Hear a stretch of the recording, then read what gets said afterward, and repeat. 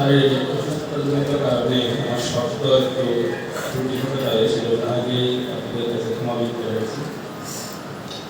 আজকের এই হরিকথার বাসরে উপস্থিত সমস্ত ভক্তমণ্ডলী শ্রীচরণময় বন্দনা করছি, সকলের দিকে আশীর্বাদ ভিক্ষা করছি এবং সবাইকে সুস্বাগতম জানাই। যে আজকে একটি আমরা বিশেষ দিন, সেই বিশেষ দিনে এই হরিকথার একটা সুযোগ আমরা পেয়েছি। বিশেষ করে এটার সঙ্গে যারা যুক্ত আছেন আমাদের শ্রীপাদ কিশোর কুমার প্রভু সমস্ত ভক্তদের প্রতি বিশেষ কৃতজ্ঞতা জ্ঞাপন করছি। আদেশ করেছেন, আমি জাস্ট আদেশটা পালন করছি।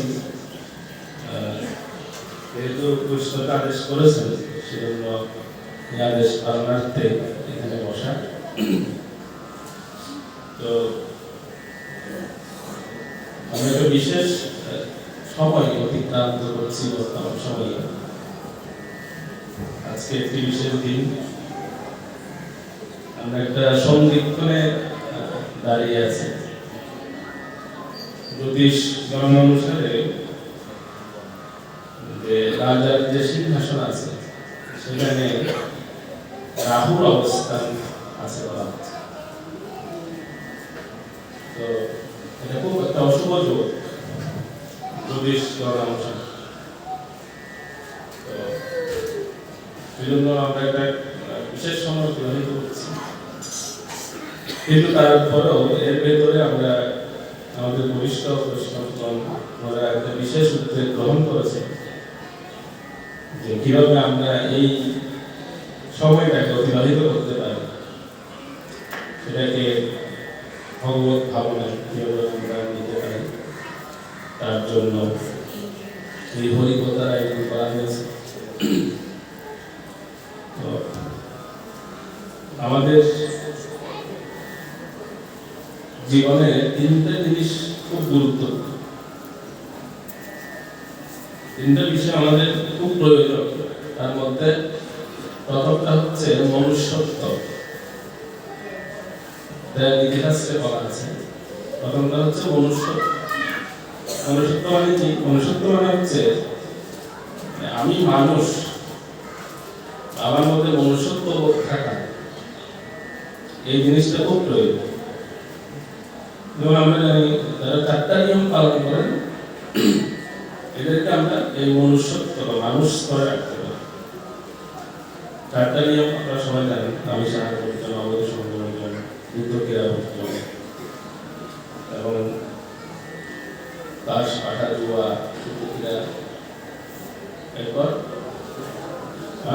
নেশা বর্জন। এই 4টি জিনিস যারা বর্জন করেছেন ওনাদেরকে আমরা মনুষ্য স্তরে বা মনুষ্যত্তম এই গুণটা আমাদের অর্জন হয়। এটা তো আমাদের ভক্তরা সবাই 4টা জিনিস অর্জন করছেন, সুতরাং আমরা মনুষ্য স্তরে আছি। দ্বিতীয়টা হচ্ছে মুমুক্ষুত্বম। মুমুক্ষুত্বম মানে কি? মানে মনুষ্য শরীর লাভ করার পরে, এই 4টা নিয়ম পালন করার পরে মুক্তি লাভের আশা করা। যেমন একটা পাখি খাঁচার মধ্যে বন্দি অবস্থায় আছে, তো সেটার থেকে সে মুক্ত হতে চায়। এই যে মুক্ত হওয়ার একটি বাসনা তার মধ্যে কাজ করে, এটার নাম হচ্ছে মুমুক্ষুত্ব। এটাও আমাদের মধ্যে আছে অনেকের। বেশিরভাগ ক্ষেত্রে এমন আছে আমাদের যে আমরা মনুষ্য শরীর পেয়েছি, সেটাকে কোনো রকমে অতিবাহিত করছি, সেটাকে অবহেলা করছি। বেশিরভাগ ক্ষেত্রে হচ্ছে অবহেলা করছি, অবহেলা করে কাটিয়ে দিচ্ছি, অথবা এটার অপব্যবহার করছি। কিন্তু এখান থেকে মুক্ত হব বা মুক্ত হতে হবে আমাকে, সেই প্রয়াসটা করার নামই হচ্ছে মুমুক্ষুত্ব। তো এই দুটো জিনিস অনেকের মধ্যে দেওয়া আছে, অনেকে এটা সব ব্যবহার করছে। এবং একটা প্রশ্ন যদি করা হয় এই জগতে সবচেয়ে ভয়ের বিষয় কোনটি, তাহলে উত্তর কি হবে? মৃত্যু, বা বলেছেন মৃত্যু। আর কি আছে সবচেয়ে ভয়? এই মুহূর্তে আমাদের ভয় কি? এই মুহূর্তে আমাদের হচ্ছে কি হতে পারে, কি হবে? হ্যাঁ, তার পাশে কি হবে না, এই মুহূর্তে ভয় হচ্ছে। কিন্তু অ্যাকচুয়াল আসল ভয়টা কি? কি নিয়ে আমাদের ভয় পাওয়া উচিত, কোন বিষয়টাকে ভয় পাওয়া উচিত? তো এটার উত্তরে বেরিয়ে এসছে হ্যাঁ, মৃত্যুটা ভয়ের কারণ, ঠিক আছে, পারিপার্শ্বিক বিষয়। কিন্তু সবচেয়ে যে জিনিসটা নিয়ে ভয় পাওয়া উচিত সেটা হচ্ছে আমি যে মনুষ্য শরীর পেয়ে এটার অপব্যবহার করছি, এই নেক্সট টাইম এই সুযোগ আমাকে আর দেওয়া হবে। এটা হচ্ছে সবচেয়ে ভয়ের কারণ, এবং এটা নিয়ে ভয় পাওয়া উচিত, বাকিগুলো ভয়ের কোনো কারণ নেই। এটা আজকে একটা শ্লোক আছে, আমি সিলেক্ট করেছি। এই শ্লোকটা হচ্ছে, এটা একটু আগে আপনাদের প্রসঙ্গটা বলে দিই, এটার একটা ক্রমটা বলে দিই কিভাবে শ্লোকটা আসলো। সেটা হচ্ছে, আপনারা সবাই ভগবান ঋষভদেবের নাম শুনেছেন না? ঋষভদেব শুনেছেন না? ভগবানের সপ্তাহে সপ্তাহে তো ওনার হচ্ছে 100 পুত্র ছিল। কতজন? 100 পুত্র। তার মধ্যে সবচেয়ে বড় যিনি পুত্র বা সবচেয়ে বিদ্বান যিনি, ওনার নাম হচ্ছে ভরত মহারাজ, যার নামে আমরা বর্তমানে ভারতবর্ষ বা ভারত দেশ হিসেবে আমরা জানি, যার নাম এখনো পর্যন্ত চলছে। সেই ভরত হচ্ছে, তিনি হচ্ছে সবচেয়ে জ্যেষ্ঠ এবং সবচেয়ে বিদ্বান। ওনাকে ভগবান ঋষভদেব অত্যন্ত ভালোবাসতেন। আর এর পরবর্তী 9 জন পুত্র, ওনাদেরকে বলা হয় নবযোগেন্দ্র। কি বলা হয়? নবযোগেন্দ্র। এই 9 জন একসঙ্গে থাকতেন সবসময়, এবং ওনারা সমস্ত আধ্যাত্মিক শাস্ত্রে অত্যন্ত পারদর্শী ছিলেন। আধ্যাত্মিক বিষয়ে বিভিন্ন বিষয়, এবং ওনাদেরকে অনেকে নবরত্ন বলে সম্বোধন করে। ওনারা হচ্ছেন নবরত্নের মতো, এক একজনে একটা বিষয় পাবে। তাহলে কতজন হলো? 10 জন। বাকি 9 জন, এরপরের 9 জন, এরপরে যারা 9 জন ছিলেন, এই 9 জন ছিলেন ক্ষত্রিয় গুণান্বিত। এটা ক্ষত্রিয় গুণ।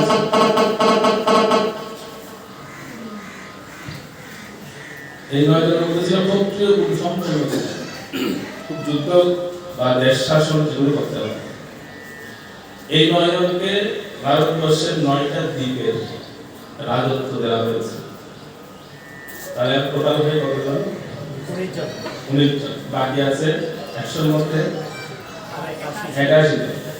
এই 81 জন হচ্ছেন যারা ছিলেন, ওনারা হচ্ছে স্মৃতিশাস্ত্র, যত আমাদের স্মৃতিশাস্ত্র আছে, আমাদের যে বৈদিক শাস্ত্রগুলো আছে, সমস্ত শাস্ত্রের রচয়িতা বা এরা পুনরায় লিপিবদ্ধ করেছে যে শাস্ত্রগুলোকে। এই 81 জন এই কাজটা করেছে। 100 জন পুত্রকে দিয়ে দেখুন কি কাজ করেছেন ভগবান ঋষভদেব। তো একবার এই 9 জন, প্রথম যে 9 জন নবযোগেন্দ্র যারা, তারা যখন দেশ পরিক্রমণ করছিলেন, বিভিন্ন দেশ পরিক্রমণ করতে করতে ওনারা একবার মিথিলায় এসে উপস্থিত হয়েছে। তো মিথিলার তৎকালীন রাজা ছিলেন হচ্ছে নিমি মহারাজ, মহারাজ নিমি। তো নিমি মহারাজ তিনি বেশ কিছু প্রশ্ন নিয়ে তিনি খুব চিন্তান্বিত ছিলেন। ওনার মনে বেশ কিছু প্রশ্ন জাগ্রত হচ্ছিল, কিন্তু উত্তর খুঁজে পাচ্ছিলেন। তার মধ্যে একটি প্রশ্ন হচ্ছে যে আমার এত ভয় লাগছে কেন, আমি এত ভয় পাচ্ছি কেন, ভয়টা আসলে কোথা থেকে আসে? এটা হচ্ছে একটা প্রশ্ন বিশেষ, যে আমাদের মনুষ্য শরীরে ভয়টা কোথা থেকে আসে। এই একই সেম প্রশ্ন মহারাজ ধৃতরাষ্ট্র করেছিলেন বিদুরকে যুদ্ধের প্রায় শেষের দিকে। যখন বিদুর, যেখানে বিদুর নীতি লেখা হচ্ছে, বিদুর নীতি ওখানে প্রথমে আছে এটা, যে বিদুরকে মহারাজ ধৃতরাষ্ট্র প্রশ্ন করেছেন যে আমার ভিতরে হঠাৎ তো ভয় লাগছে। তো তার উত্তরে বিদুর মহারাজ বলেছেন যে মহারাজ, ভয় 2টা কারণে আসে। যদি একজন ব্যক্তি প্রচন্ড কামুক হয় বা ভোগী হয় তাহলে সে ভীত হয়, তার মধ্যে ভয় থাকে। আরেকটা হচ্ছে যদি কেউ কোন একটা নির্দিষ্ট বস্তুর প্রতি বেশি আসক্ত হয়ে পড়ে তাতেও সে ভয় পায়। তো বিদ্যুৎ বাবা ধৃতরাষ্ট্রকে বলছেন যে আপনার যা বয়স এখন, আপনার মধ্যে তো এখন কাম বাসনা নেই, সুতরাং কামের থেকে আপনার ভয় আসবে সেটা তো আর বোঝাচ্ছে। তবে দ্বিতীয়টা আপনার জীবনে হতে পারে আপনি মনে এখনো অনেকটা আসক্ত, সেই জন্য আপনি ভয় পাচ্ছেন। ধৃতরাষ্ট্র বুঝতে পেরেছেন। ধৃতরাষ্ট্র আসক্ত ছিল কিসের প্রতি? রাজ্যের প্রতি। ধৃতরাষ্ট্র তো একইভাবে মহারাজ নিমি আর ধৃতরাষ্ট্রের পার্থক্য আছে। নিমি মহারাজ জানার জন্য তিনি এই প্রশ্নটা আমার ভিতরে আসছিল যে মানুষের মধ্যে ভয়টা আসলে কেন আসে। তো তখন ঠিক সেই মুহূর্তে এই নবযোগেন্দ্রগণ মনে এসেছিলেন এটা একটা বিস্তৃত মানে পার্ট আছে। যদি বলা যায় এটার উপর 7 দিন ক্লাস, এটার উপর 7 দিন ভাগবত সংখ্যা করা যাবে, শুধু নবযোগেন্দ্র সংখ্যা দিয়ে। আমি আজকে শুধু সামান্য করে একটু এই শ্লোকটা হঠাৎ করে আমার মনে এসেছে, সেজন্য আমি হয়তো এটা দৈব আলোক বৈষ্ণবদের মধ্যে অনেক আসতে পারে, সেজন্য আমি এই শ্লোকটাকে সিলেক্ট করেছি। তো এর উপরে একটু বিস্তৃত আলোচনা করা যায়, বিস্তৃত নবযোগেন্দ্র সংখ্যা দিয়ে শুধু 7 দিন করা যায়। তো মহারাজ নিমির উত্তর প্রদানের দানের জন্য এই নবযোগেন্দ্রগণ সেখানে উপস্থিত হলেন এবং ওনাদেরকে উনি যথাসাধ্য পূজা করলেন। মহারাজ নিমি করার পরে এই প্রশ্ন উত্থাপন করলেন, ভয় কেন আসে, আমরা ভয় কেন পাই? তো তার উত্তর প্রদান করছেন প্রথম পুত্র এই নবযোগেন্দ্রের মধ্যে প্রথম নন্দী, ওনার নাম হচ্ছে কবি, দ্বিতীয় নাম হচ্ছে কবি, এরকম করে নামগুলো আছে। তিনি কবি তিনি উত্তর প্রদান করছেন কেন আমরা ভয় পাই। আমি শ্লোকটা বলছি, আপনারা সঙ্গে শ্লোকটা উচ্চারণ করার চেষ্টা করবেন। বলতে লেখা আছে ওম নমো ভগবতে বাসুদেবায়, ওম নমো ভগবতে বাসুদেবায়, ওম নমো ভগবতে বাসুদেবায়, ভয়ং দ্বিতীয়াভিনিবেশতস্য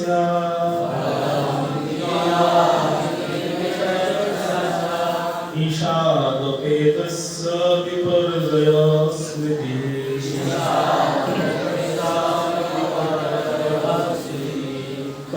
তন্মায়য়াতো বুধাবদিত্তম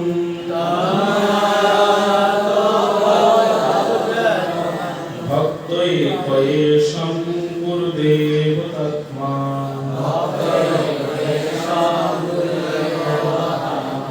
ভয়ং দ্বিতীয়াভিনিবেশতস্য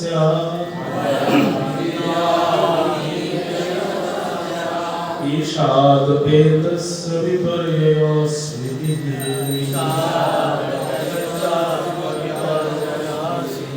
তন্মায়য়াতো বুধাবদিত্তম ভক্তৈকয়েশং গুরুদেব তৎমা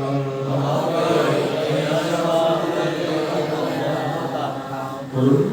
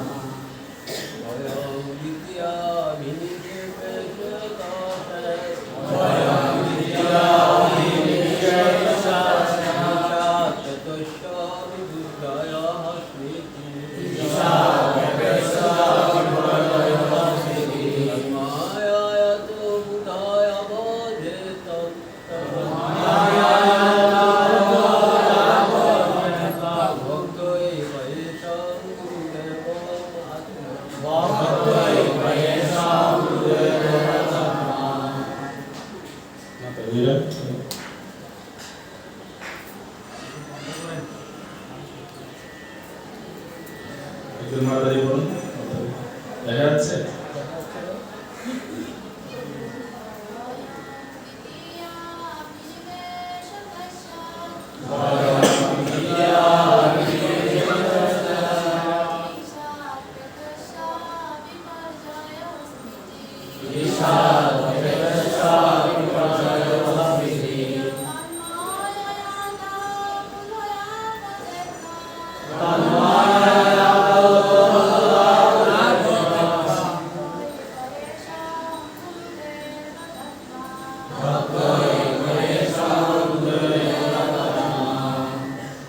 শ্রীমদ ভাগবতের এই শ্লোকগুলো কেন উচ্চারণ করতে বলি, কারণ আমি যদি 2 ঘন্টা 3 ঘন্টা আপনাদের কথা বলি, এর কোনো শ্রবণের পূর্ণ আপনাদের হবে না।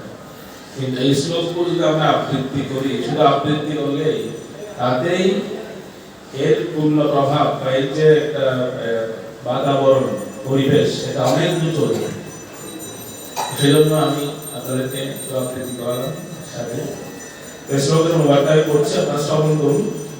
খুব সুন্দর একটা অনুবাদ। কেন প্রশ্নটা ছিল কি, কিসের থেকে ভয় আসে, কেন ভয় আসে? শ্রী ভগবানের বহিরঙ্গ মায়া বলে আচ্ছন্ন হয়ে যখন জীব দেহাত্মবুদ্ধির ফলে জড়জাগতিক দেহটিকে স্বরূপ সিদ্ধান্তে বিভ্রান্ত হয়ে পড়ে, তখনই ভয় যায়। তো গুরুত্বপূর্ণ, যখন এইভাবে পরমেশ্বর ভগবানের সাথে সম্বন্ধ বিষয়ে বিমুখ হয়, তখন শ্রী ভগবানের সেবক রূপে তার স্বরূপ সত্তা বিভ্রান্ত হয়। মায়া নামে অভিহিত বিভ্রান্তির প্রভাবে এমন বিপর্যয়মূলক ভয়ানক পরিস্থিতির সৃষ্টি হয়। সুতরাং বিবেক বুদ্ধি সম্পন্ন মানুষ মাত্রেই শ্রী গুরুদেবকে আরাধ্য দেবতা এবং একান্ত প্রিয়তম জ্ঞানে অনন্য ভক্তি সহকারে শ্রী ভগবানের আরাধনা করবেন। তো এই শ্লোকের অনুবাদেই যিনি নবযোগেন্দ্রের যে প্রথম জন কবি, তিনি বর্ণনা করছেন কেন ভয় যায়। তাহলে আমরা পেলাম কারণ। প্রথম কারণটা হচ্ছে বহিরঙ্গা মায়াশক্তির কবলে পড়ে। প্রথম যে কারণটা সেটা হচ্ছে দেহাত্মবুদ্ধির প্রতি আচ্ছন্ন হওয়ার ভয়টা আসে, অর্থাৎ আমি এবং আমার। এই মেন্টালিটি যতক্ষণ থাকবে, ভয় থাকবে ততক্ষণ ভয় থাকবে। আরেকটা কথা বলছি এখানে যে ভগবানের সেবক রূপ যে আমাদের মেন্টালিটি, আমরা হচ্ছে আমাদের পরিচয় কি, আমাদের পরিচয় কি, যেমন এটা তো আমরা বলেছি আমাদের পরিচয়, কিন্তু আমাদের আরেকটা পরিচয় কৃষ্ণের নিত্য দাস। যেমন আমাদের যদি দীক্ষার নাম হয়, এখানে জিজ্ঞেস করি, আমাদের সুভদ্রবাবুর পুরো দীক্ষার নাম কি? সুভদ্র চৈতন্য দাস। এখানে আপনার নামটা কোনটা? আপনার নাম কোনটা? এখানে দাস বা মাতাজিদের যদি জিজ্ঞেস করি আপনাদের নাম দাস। এই দাস আমাদের প্রভুদের জন্য হচ্ছে দাস, এটা হচ্ছে আমার নাম বা আমার পরিচয়, আমার আইডেন্টিটি। মাতাজিদের আইডেন্টিটি হচ্ছে দাসী। তাহলে আগেরটা কি? সুভদ্র চৈতন্যটা কি? ওটা আমার নাম নয়, ওটা কিন্তু আমার নাম না। রাধানাথ সাহেব মহারাজ এই কথাটা বলেছেন যে আমাদের আইডেন্টিটি হচ্ছে লাস্টেরটা, যেটা শেষে দেওয়া আছে, গুরুদেব যেটা শেষে দিয়েছেন দাস বা দাসী। আর প্রথমেরটা কি? তাহলে প্রথমেরটা হচ্ছে আমার প্রভুকে, প্রথমেরটা হচ্ছে আমার প্রভু যিনি, উনার আইডেন্টিটি, আমি উনার দাস। তো এখানে দুটো বিষয় বলা আছে। প্রথমটা দেহাত্মবুদ্ধি, আর একটা হচ্ছে স্বরূপ বিক্রম। আমাদের যে স্বরূপ, আমরা শ্রীকৃষ্ণের নিত্য দাস, নরোত্তম দাস ঠাকুর দিয়েছেন মহাপ্রভুর দাসের অনুদাস, এই আমার পরিচয়। শ্রীকৃষ্ণ চৈতন্য প্রভুর দাসের অনুদাস, সেবা অভিলাষ মাগে নরোত্তম, এটা হচ্ছে আমাদের পরিচয়। কিন্তু যখন আমরা এটা বলে যাই, তখনই আমাদের ভয়টা আসে।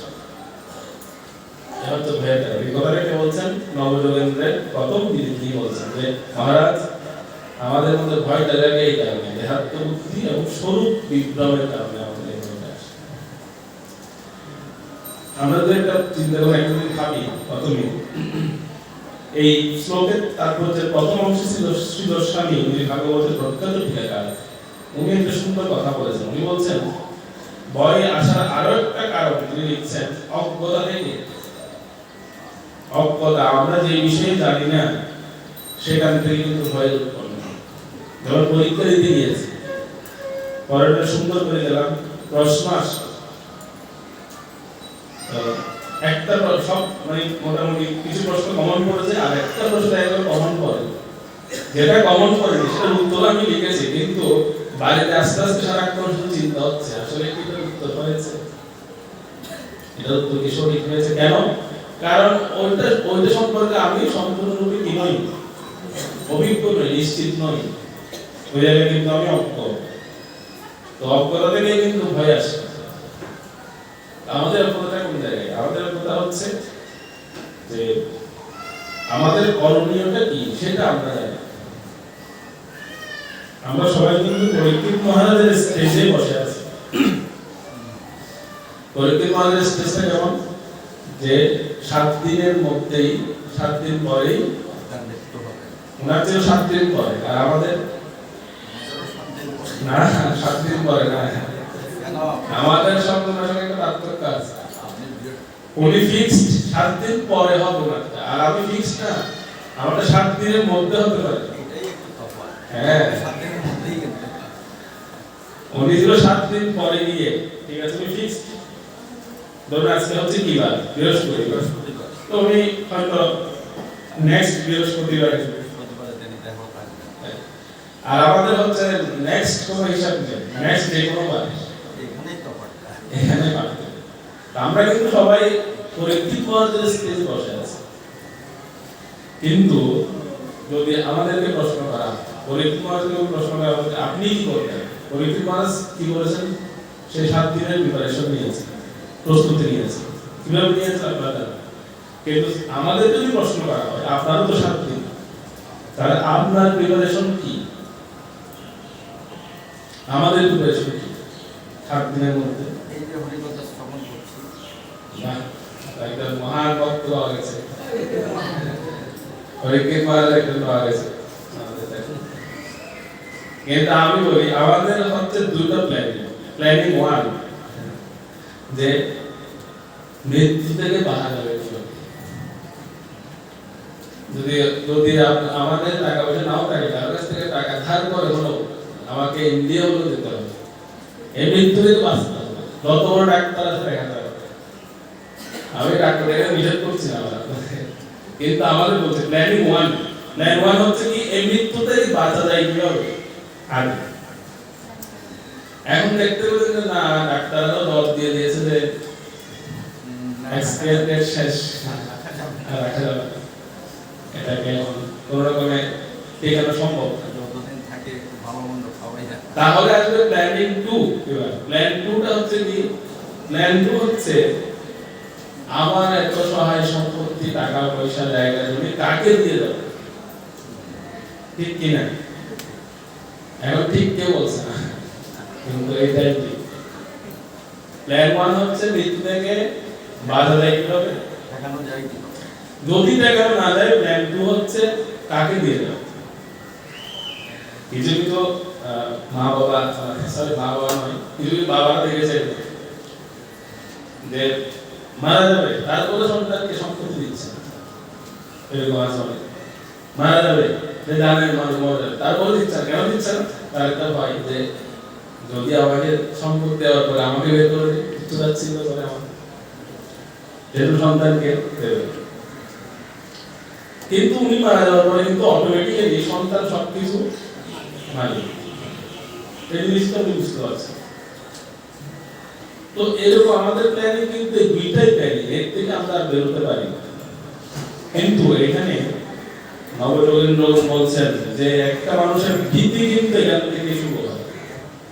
প্রথমত সে বাঁচতে চাই, আর দ্বিতীয়ত হচ্ছে সম্পদ কাকে দিয়ে যাবে সে চিন্তা করতে এই দুইটা দিকে কিন্তু ভীতি ছোট হয় আর না ভীতি নেই।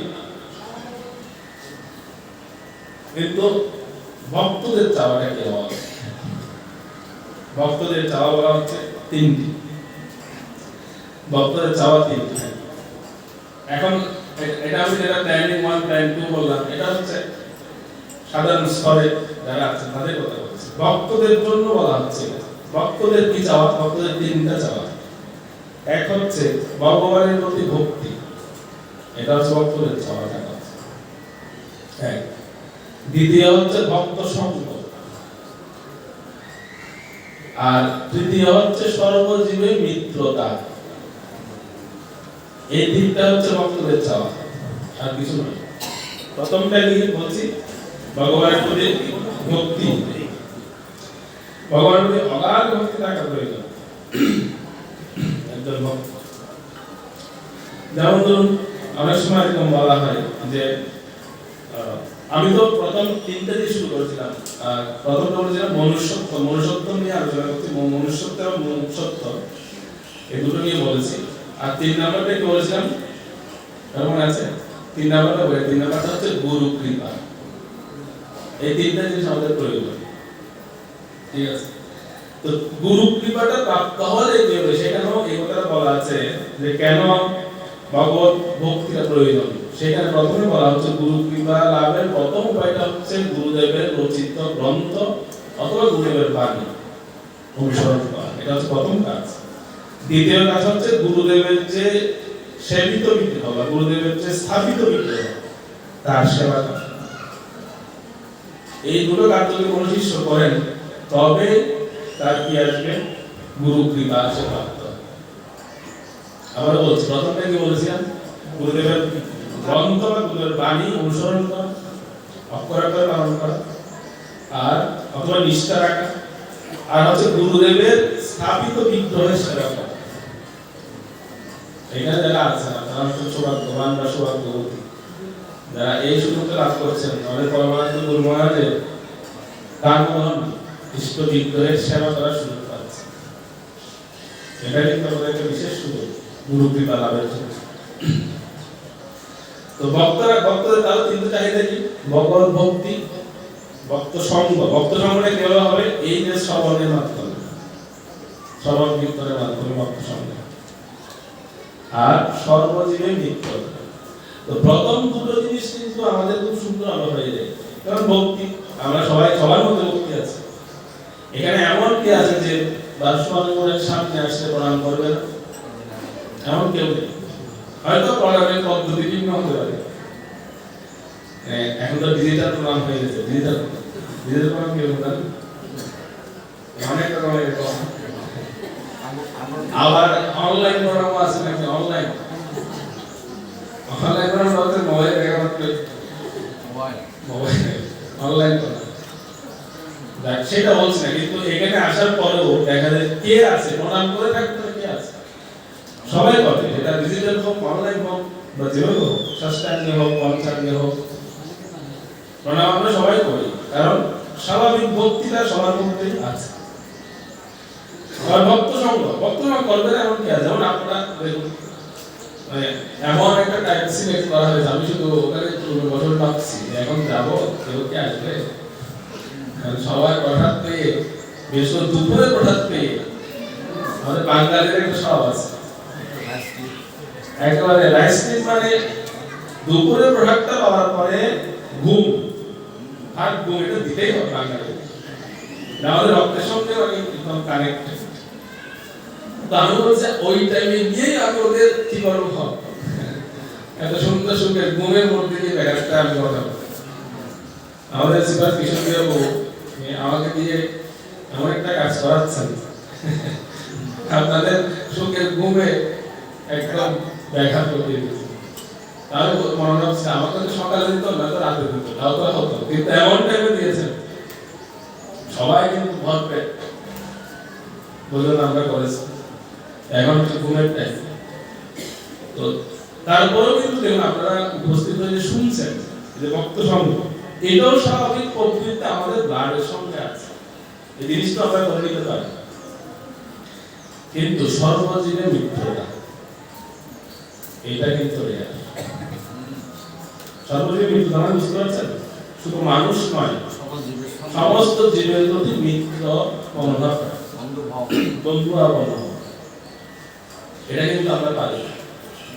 আমি শুধু একটা এক্সাম্পল দেব, সেটা হচ্ছে যখন আজকে দিনে এটা মনে পড়ে যাচ্ছে আমার যে মহাপ্রভু যখন জগন্নাথ পুরীতে থাকতেন, তখন মহাপ্রভু প্রতি বছর যে রথ হয়, রথের সময় ভক্তরা বাংলা থেকে উড়িষ্যা বা পুরীতে যেতেন, এই সম্পূর্ণ যাতায়াত খরচ বন্দোবস্ত করতেন শিবানন্দ সেন, মহাপ্রভুর নিকট। অনেক জমিদার পরিবারের সন্তান। শিবানন্দ সেন পুরো খরচটাই উনি বহন করতেন, যাতায়াত খরচ, নৌকা ভাড়া, তারপরে গাড়ি ভাড়া সব নিয়ে দিতেন। যত সবার খরচ এরকম ছিলেন। আজকে আমাকে মনে পড়ে যাচ্ছে যে শিবানন্দ, আপনারা এখানে যারা হরিকথা আয়োজন যারা করেছেন, ওরা শিবানন্দ সেনের মতো এরকম ভূমিকা নিয়েছে, সমস্ত কিছু আপনারা বহন করছেন। তো শিবানন্দ সেনের একটি পালিত কুকুর ছিল। তো এই কুকুর মনস্থ করেছে সেও কোথায় যাবে, সেও ওর ভক্তদের সঙ্গে পুরীধামে যাবে মহাপ্রভু দর্শনের জন্য। যেহেতু মহাপ্রভু এই পূর্বে শিবানন্দ সেনের সঙ্গে মহাপ্রভুর সাক্ষাৎ হয়েছে, আর কুকুরের মধ্যে আপনি যদি থাকুক আর না থাকুক, ভগবান একটা কি দিয়েছেন, একটা গুণ দিয়েছেন। সেই গুণটা কি জানেন? এটা হচ্ছে কুকুরের ঘ্রাণ শক্তি খুব তীক্ষ্ণ। এরা যে একবার একটা মানুষকে ভালো করে শুকে নেই, নেক্সট বার আর দূর হবে না করতে। তো এই কুকুর কোন না কোন বিশেষ কারণে মহাপ্রভুর চরণের সুঘ্রাণ সে প্রাপ্ত হয়েছে, আর ওই সুঘ্রাণটা তার নাক থেকে যাচ্ছে। এবার সে শুধু হচ্ছে এই মানুষটাই কোথায় যাবে, তো সেও মনস্থ করলো সেও কোথায় যাবে, পুরীধামে যাবে। কিন্তু তৎকালীন সময়, এখনকার মতো তৎকালীন সময়ে কুকুরকে বলা হয় চন্ডাল প্রাণী, খুব নিকৃষ্ট একটা প্রাণী। তখনকার সময় এমন কথা ছিল যে কুকুরে যদি কোনো যজ্ঞ হচ্ছে না, যজ্ঞের দ্রব্যের দিকে যদি কুকুর দৃষ্টিপাত করত, ওই সমস্ত যজ্ঞ ফেলে দেওয়া হতো, জিনিসগুলো সব ফেলে দেওয়া হতো।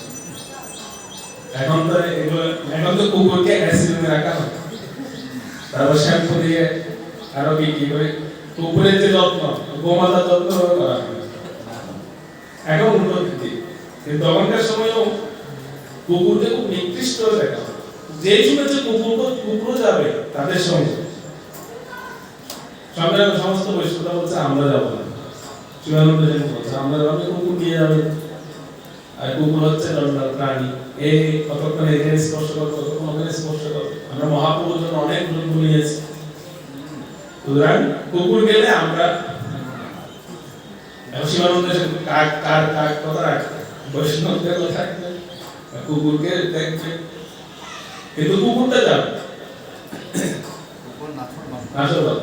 আবার শিবানন্দ সেন কুকুরের প্রতি এতটাই, কুকুরের ভক্তিতে এতটাই তুমি চিন্তা করছে যে কুকুরকে যদি আমি না নিই, যদি সর্বজনীন মিত্রতা বলছে যে কুকুরটা যদি আমি না নিই, তাহলে এটা তো আমার একটা অন্যায় হবে। যেহেতু সে যাওয়া শুরু করে ওনারাও হাঁটছিলেন, কুকুরটাও হাঁটছে ওনার সঙ্গে। তো এখন বৈষ্ণবটা বেশি আবার জোর করে বলতে পারছে না শিবানন্দ সেনকে, কারণ কেন উনি তো সমস্ত খরচ বহন করছে, যে টাকা পয়সা দেয় টাকা পয়সা জোর করে কিছু বলা যায়। তারপরে সবাইকে দুর্বল থাকে। এখন বৈষ্ণবরা চিন্তা করছে উনি তো জমিদার, ওনাকে বেশি কথা বলা যাচ্ছে না, আমরা তো আমাদের মতামত প্রকাশ করেছি, কিন্তু যতটুকু রাস্তা হেঁটে গিয়েছেন তাতে কোনো অসুবিধা নেই। কুকুরের মতো এক পাশে হাঁটছে আর বৈষ্ণবরা বৈষ্ণবের মতো হাঁটছে। কিন্তু বিপদটা হলো যখন একটা মহানদী পড়ে, কুড়িগ্রামে প্রবেশ করার পূর্বেটা বর্ডার পড়ে, অর্থাৎ এইবারে বাংলা ওইবারে উড়িষ্যার বর্ডার মহানদী, এই মহানদী পার হতে হবে। ঠিক ওই টাইমেই হচ্ছে বিপদটা হবে, কারণ নৌকায় উঠতে হবে। বৈষ্ণবটা বলে দিল যে আমরা যে নৌকায় উঠবো ওই নৌকায় কুকুর উঠতে হবে। তো শিবানন্দ সেন চিন্তা তাহলে কি করা যায়। আর কুকুরটা এমন ভাব করছে, ওটাও তো আমাকে তো নৌকায় করে না নেওয়া হয়, তাহলে আমি সাঁতরে হলো পার হয়ে যাবো, তার এমন ডিটারমিনেশন। এখন সে সাঁতরে এত বড় নদী সাঁতরে পার হলে যদি মারা যায়, শিবানন্দ সেন চিন্তা মারা যায়। উনি বলছেন আচ্ছা ঠিক আছে, এই নৌকা ভাড়া কত? তৎকালীন সময় এত টাকা নৌকা ভাড়া। শিবানন্দ সেন বলছেন আমি এর জন্য একটা নৌকা ভাড়া করব, শুধু একটা কুকুরের জন্য। একটা নৌকাতে সমস্ত বৈষ্ণব বলেছেন, আর একটা নৌকায় শুধু কে? উনি বলেছেন। এভাবে ওনাকে পার করেছেন, মহানদী পার করে দিয়েছেন।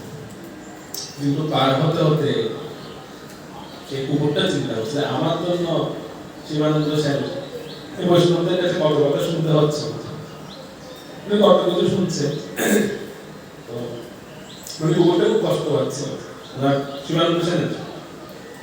নৌকা পার হওয়ার পরে নৌকা থেকে নামা মাত্র কুকুরটা অদৃশ্য হয়ে যাবে, সে চলে গেছে নদী। তো শিবানন্দ সেন তো তাদের সঙ্গে সঙ্গে আসছে, কিন্তু পরে যখন কুকুরটাকে দেখতে পেল না, তখন শিবানন্দ সেন চিন্তা করলেন যে কুকুর গেল কোথায়। তখন বৈষ্ণবরা শিবানন্দ সেনকে বলছে যে প্রভু আপনাকে বললাম না, এরা হচ্ছে জাতে কুকুর, এরা হচ্ছে বিশ্বাসঘাতক, এরা আমাদের সঙ্গে এসেছে, আমাদের সঙ্গে তো নিরামিষ খাচ্ছে, প্রসাদ খাচ্ছে, তো এর পেটে তো প্রসাদ সহ্য হয় না। হয়তো দেখুন এখানে কোনো বিয়ে বাড়ি যদি কোথাও পেয়ে গেছে কিনা, ওখানে ঢুকে গেছে, হয়তো এখানে কোনো বিয়ে বাড়ি দেখেছে রাস্তায়, আর সে কি করেছে ওইগুলো খাওয়ার জন্য বিয়ে বাড়িতে ঢুকে গেছে। এদের বিশ্বাস করতে হবে। আপনাকে প্রথম থেকে বলে আসছে আপনি শুধু কুকুর কুকুর করতে করতে এতটুকু বেড়েছে, এবার দেখুন সে আপনাকে ফেলে সেই পালিয়ে গেছে। শিবানন্দ সেন কোন রকম এটা মানতে পারছেন না, ও এরকম করতে পারে না, ও কিভাবে বিশ্বাসটা করতে পারে? কারণ এই কুকুর যতদিন পর্যন্ত হেঁটেছে এক বিন্দু পরিমাণ জল গ্রহণ করেনি, কোনো খাবার গ্রহণ করেনি।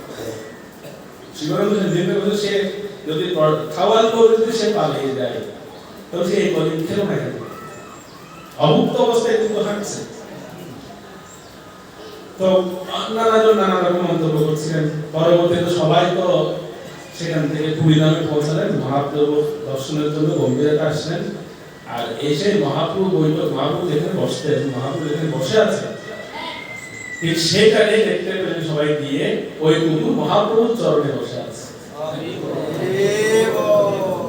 মানে ভক্তরা পৌঁছার আগেই সেই কুকুর পৌঁছে গেছে। এতটা উৎকণ্ঠা। ভগবত প্রাপ্তির জন্য সর্বপ্রধান গুণ হচ্ছে উৎকণ্ঠা থাকা বলে, যার মধ্যে উৎকণ্ঠা আছে সে সবার আগে। তো কুকুরের মধ্যে এখন উৎকণ্ঠা, কুকুরই সবার আগে মহাপ্রভুর দিকে। আর ভক্তরা দেখতে পেলেন যে মহাপ্রভু আদেশ দিয়েছেন যে কুকুরটা তো কুকুরটাকে দেখে মহাপ্রভু চিনতে পেরেছে এটা আর কারো কুকুর না, এটা হচ্ছে শিবানন্দ সেনের কুকুর। মহাপ্রভু বলছেন এই জন্য প্রধান জগন্নাথের আগে কুকুরকে বদল করা অনেক দিনের অভিজ্ঞতা। তো জগন্নাথের প্রধান হয়েছে, প্রসাদ হচ্ছে কি জানেন, শুকনো নারকেল, নারকেলকে ঘিয়ে ভেজে জগন্নাথের একটা প্রসাদ, অনেক রকম প্রসাদ, তার মধ্যে একটা বিশেষ প্রসাদ হচ্ছে শুকনো নারকেলকে, নারকেলকে ঘিয়ের মধ্যে ভেজে শুকনো করা হয়, শুকিয়ে ফেলা হয়।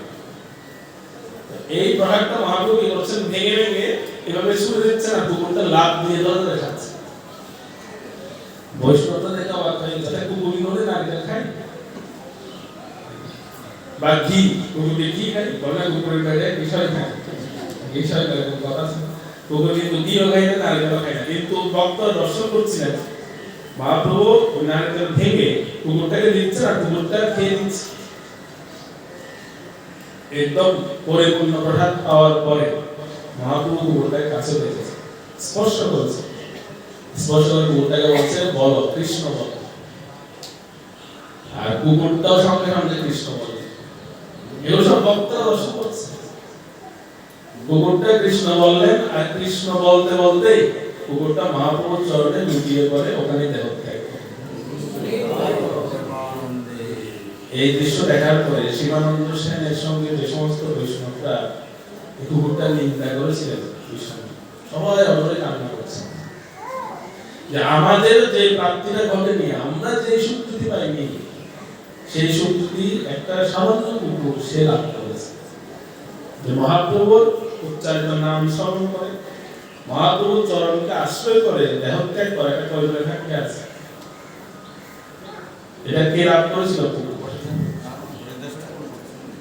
হরিদাসকে 3 লক্ষ লাভ করতে, কিন্তু এই কুকুরের কি যোগ্যতা ছিল যদি আপাত বিচারে বলা? সেজন্য তো প্রার্থনা করেন অনেক সময় যে হইতাম যদি বৈষ্ণবরা আইচের কুকুর, প্রসাদ দিয়ে তারা আইতো বৈষ্ণব। বৈষ্ণবের দুয়ারে কুকুর হওয়ার অভিলাষ আমরা। তো এটা হচ্ছে বৈষ্ণব, বৈষ্ণবদের মাহাত্ম্য হচ্ছে যে ওরা সর্বজীবে সর্বভূতে ওরা মৃত্যু। তো সেজন্য প্রথম দিনটা অনেক সহজ আমাদের জন্য, ভগবানের প্রতি ভক্তি আর হচ্ছে ভক্ত সঙ্গে, এটা সহজ। কিন্তু তৃতীয়টা আমরা অনেক সময় মেনটেন করতে পারি। কিন্তু এই সমস্ত জীবকুলের মধ্যে ভগবানের প্রতি বিশেষ ভক্তি আছে, এরকম কিন্তু ভক্ত অনেকে আছে। তো যেটা আমি প্রথম 3টা বিষয় শুরু করেছিলাম, যেটা হচ্ছে কি যে মনুষ্যত্ব, মুমুক্ষুত্ব এবং গুরুকৃপা, সদ্গুরুকৃপা বা সদ্গুরুলাভ।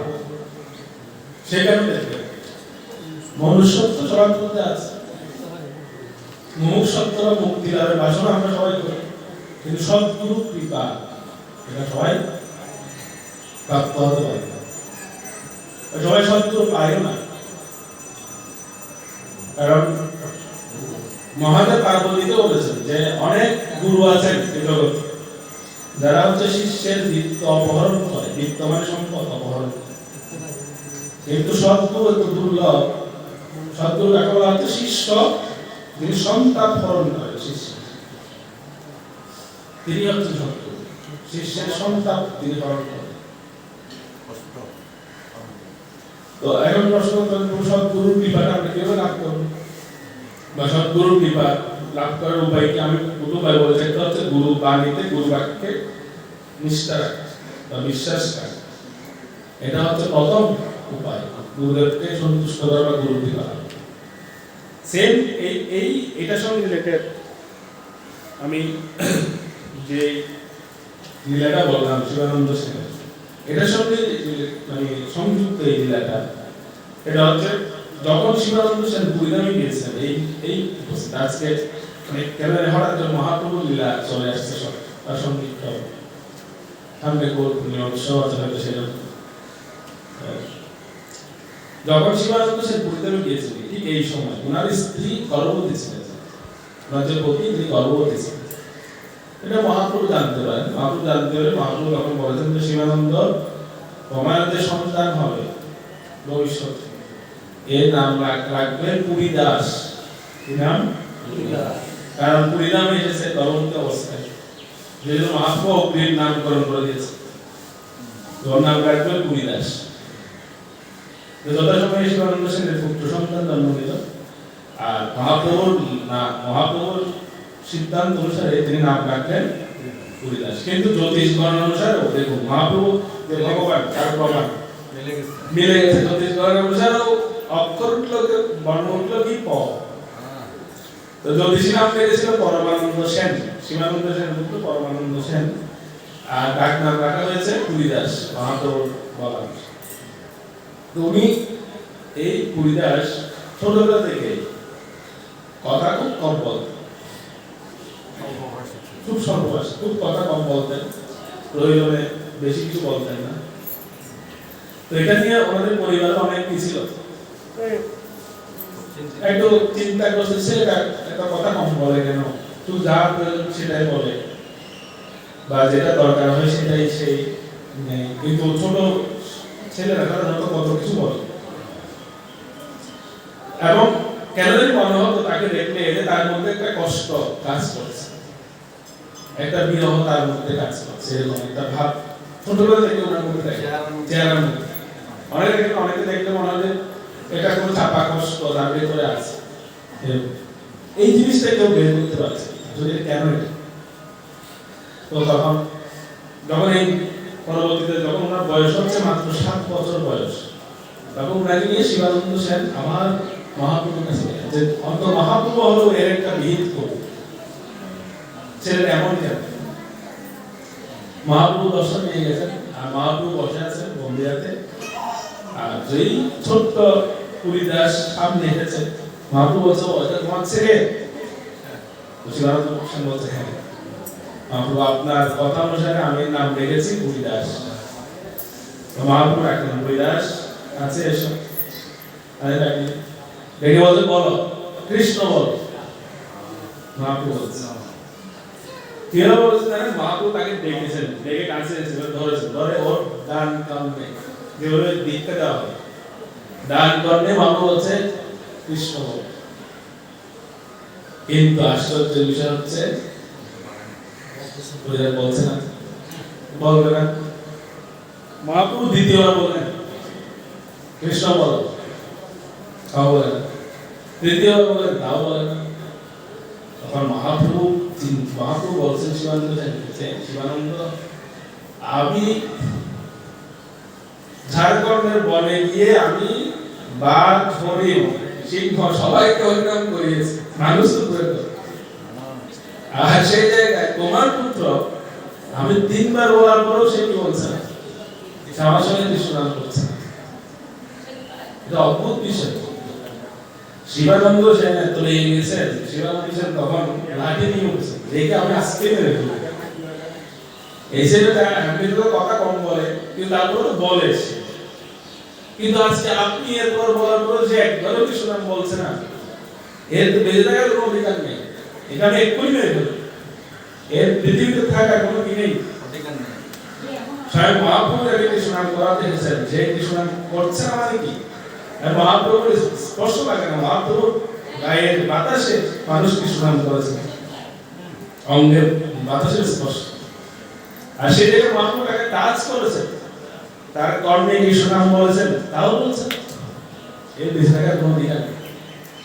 যে মারতে যাবে সঙ্গে সঙ্গে স্বরূপ দামোদর করে বলেছে, স্বরূপ দামোদর বলছে ছোট বাচ্চাদের স্বরূপ দামোদর বলছে। স্বরূপ দামোদর কিন্তু মহাপ্রভু এমন একজন পার্শ্বদ, মহাপ্রভুর সমস্ত লীলাতে স্বরূপ দামোদরের অংশগ্রহণ খুব গুরুত্বপূর্ণ, তাৎপর্যপূর্ণ, মানে একদম টার্নিং পয়েন্টে স্বরূপ দামোদর আসে, এরকম সহজে কথা বলবো। তো স্বরূপ দামোদর যিনি হচ্ছেন বিদ্যায়, ওনাকে বলা হয় সঙ্গীতে গন্ধর্ব, আর বিদ্যায় হচ্ছেন বৃহস্পতি। সঙ্গীতে ছিলেন গন্ধর্বের মেয়ে, এত সুন্দর কীর্তন, এত সুন্দর গান উনি গাইতেন, সঙ্গীত ওনাকে গন্ধর্ব বলা হয়।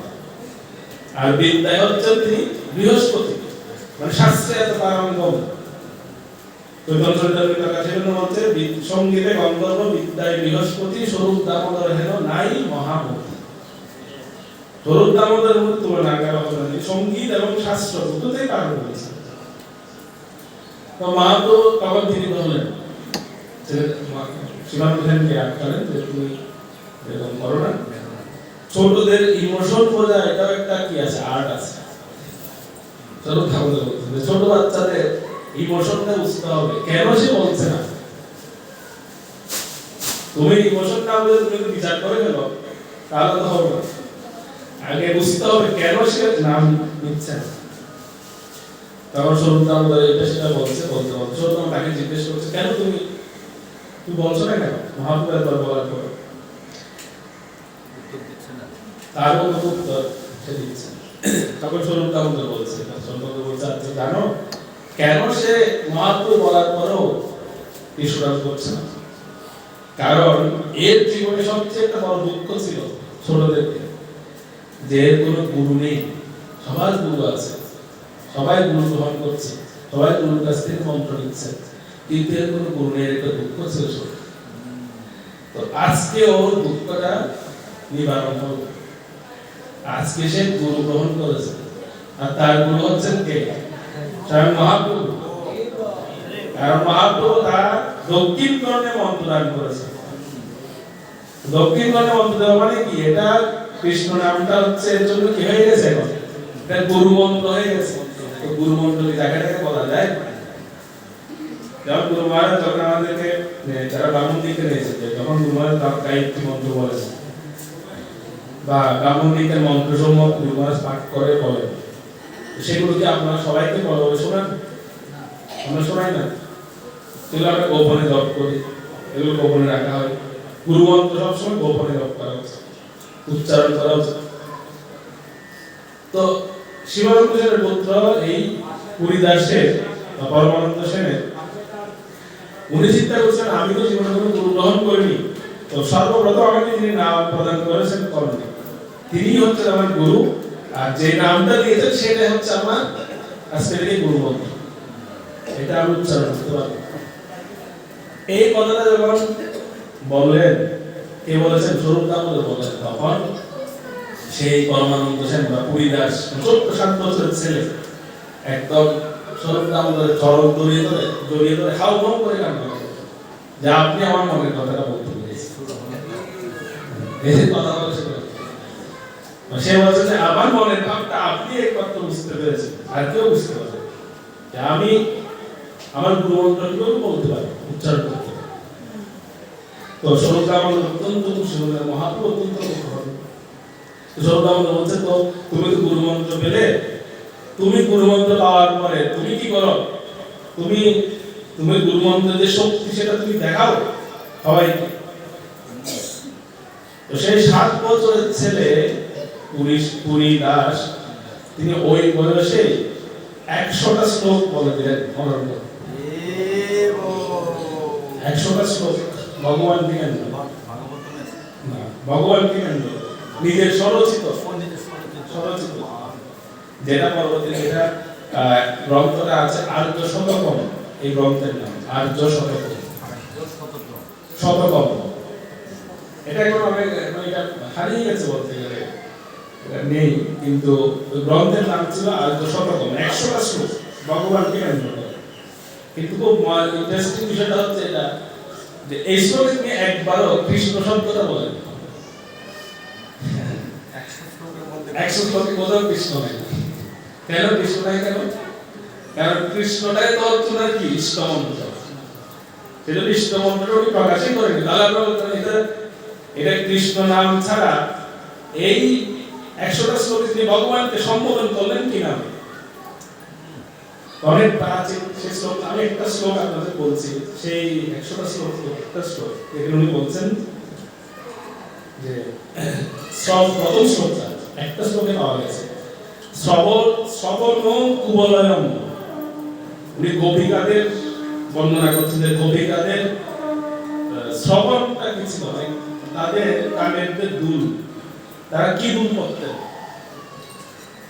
তো তিনি সেটা লিখছেন যে শ্রবণ কুবলয়ম মানে কানের যে কুণ্ডল গোপিকাদের, সেটা হচ্ছে কি হরি কথামৃতম। মানে যখন এই গোপীরা শাস্তি দিয়েছেন, মানে মহিলাদের শাস্তি আইনের সামনে দাঁড়ায়, তখন হয়তো কেউ ভগবানের কথা তাদের কানে শুনিয়ে দিয়েছে, তখন আর গোপীরা কানের দুল করতেন। তারা বলতেন আমাদের কানের দুল ভরা হয়ে গেছে। কানের দুলটা কি? ভগবানের। তিনি লিখছেন এই পুরীদাস প্রথম শ্লোকে লিখছেন যে গোপিকাদের প্রথম যোগ্যতা ছিল জয় জয় গুরু গোরখ দর্শনামী বসুন্ধরা।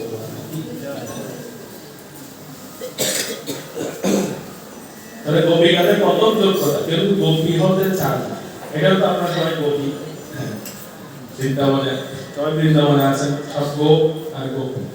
কিন্তু গোপী শুধুমাত্র বাহ্য পোশাক দিয়ে হয় না, যে আমি 1200 টাকা একটা গোপী ড্রেস কিনে ফেললাম, আমি এখন থেকে সেরকম না। ঠিক আছে, গোপী ড্রেস বললে গোপী হবে, কিন্তু গোপী হওয়ার প্রথম পূর্বশর্ত হচ্ছে কি, যার শ্রবণ না হবে হরি কথা বা ভগবানের কথা। তিনি হরি কথা শোনার সঙ্গে সঙ্গে আর কানে কি করতেন না, যারা কোনো দূর পরিধান করতেন না, চিন্তা করে শাস্তি গিয়েছে ওই টাইমে কেউ কৃষ্ণ কথা বলে দিয়েছে না, সঙ্গে সঙ্গে যাওয়া দূর করতে হবে। এটা তারপর বলছে কি অক্ষ্ণ রঞ্জনম, অক্ষ মানে হচ্ছে চোখ, চোখের যে রন্ধন, রন্ধন মানে হচ্ছে কাজল, চোখে কাজল দিতে যাবেন, ঠিক ওই টাইমে কৃষ্ণের কোন চিত্র বা কৃষ্ণের কোন রূপ যদি সামনে দর্শন হয়ে যায়, ওনারা চোখে কাজল দিতেন।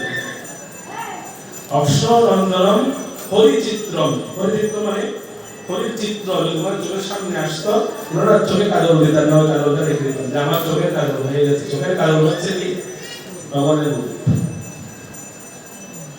তারপর বলছে পুরুষ, পুরুষ মানে হচ্ছে বক্ষ, পুরুষ মহেন্দ্রমণি দামম, পুরুষের মানে বক্ষে ওনারা যখন অলংকার পরার জন্য দিতেন, একটা ধরুন একটা নেকলেস, যেটা গলায় পরে কি বলে নেকলেস বলে, নেকলেস নেকলেস করতে যাবেন, ঠিক ওই টাইমে যদি ওনাদের হৃদয়ে এরকম চিন্তা আসতো, কৃষ্ণ রিলেটেড চিন্তা আসতো, তখন ওনারা বলতেন আরে এই স্বর্ণের নেকলেস পরে কি হবে, আমাদের হৃদয়টা হচ্ছে স্বর্ণের মতো। ওনারা চিন্তা করতেন হৃদয়টা স্বর্ণ, আর তার মধ্যে কৃষ্ণ হচ্ছেন এই যে মহেন্দ্রমণি, মহেন্দ্রমণি মানে হচ্ছে ইন্দ্রমণি, ইন্দ্রমণি মানে হচ্ছে নীলমণি, তাকে বলে নীলা পাথর, তাকে বলে নীলা, যারা পাথর পেয়েছেন নীল পাথর। ওনারা বলছেন এই আমাদের হৃদয় রূপী স্বর্ণের মধ্যে নীল রূপী পাথরটা হচ্ছে কে কৃষ্ণ। তো স্বর্ণের মধ্যে একটা উজ্জ্বল নীল মণি যদি দেওয়া হয় কেমন লাগবে অলঙ্কারটা, অনেক সুন্দর লাগবে।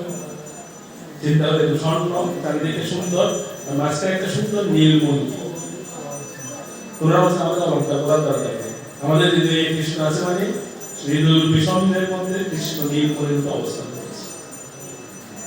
এই দিনটা হচ্ছে ওনাদের আকর্ষণ, হচ্ছে গোপিকাদের বৈশিষ্ট্য বর্ণনা করলেন প্রথম শ্লোকে। তাহলে কি হলো, প্রথমটা কি ছিল কে বলতে হবে, প্রথমটা শ্রবণ কি, কানে দুল কি কৃষ্ণ, আর এরপরে কাজলটা কি ভগবানের রূপ, আর ভক্তের যে অলঙ্কার সেটা হচ্ছে কি কৃষ্ণ স্মরণ, ভগবানের স্মরণ, এটা হচ্ছে অলঙ্কার। তো এই তিনটা জিনিস যাদের মধ্যে আছে তিনি তখন প্রথম শ্লোকে বর্ণনা করছেন বৃন্দাবন রমণীয়ম মন্দিরম অখিলম হরির জয়তি। এই হরির জয়তি শব্দটা শুনে স্বরূপ দামোদর অত্যন্ত প্রসন্ন হয়ে গেলেন। এই 7 বছরের ছেলের মধ্যে কতটা ব্যাকরণ তত্ত্ব সম্পর্কে সে অভিজ্ঞ, কৃষ্ণকে বোঝাচ্ছেন, কৃষ্ণ নামটা সে নেবে না কিন্তু কৃষ্ণকে বোঝাবেন, তাহলে শব্দটা লিখে কি কৃষ্ণের জয়তি না লিখে লিখেছেন হরির জয়তি। এরকম 100টা শ্লোক লিখেছেন যেখানে কৃষ্ণ বলে কৃষ্ণ শব্দটাই নেই। তো এই যখন 100টা শ্লোক শোনার পরে মহাপ্রভু এত প্রসন্ন হলেন, স্বরূপ দামোদর এত প্রসন্ন হলেন যে এই অল্প বয়সে এত দিব্য জ্ঞান বা শক্তি সেটা কি কিভাবে লাভ। তো তখন মহাপ্রভু ওনাকে কাছে রাখলেন, কাছে দেখে মহাপ্রভু যখন মহাপ্রভুকে প্রণাম করলেন, মহাপ্রভুর চরণের বৃদ্ধ আঙ্গুলটি ওনার মুখে সম্মুখে দিলেন। বৃদ্ধ আঙ্গুল, চরণের যে বৃদ্ধ আঙ্গুল আছে না, সেটা তার মুখের সামনে ধরলেন, আর তখন পুরীদাস কি করলেন, ওটাকে মুখের মধ্যে নিয়ে নিলেন, মুখের মধ্যে নিয়ে উনি সেখান থেকে দুগ্ধ পান করছে, মানে ওখান থেকে দুগ্ধ সবাই দর্শন করছে, সে চরণ থেকে দুধ প্রবাহিত হচ্ছে, অমৃতরূপী দুধ, আর সেটা তিনি পান করছেন পুরীদাস মহাপ্রভুর চরণ থেকে।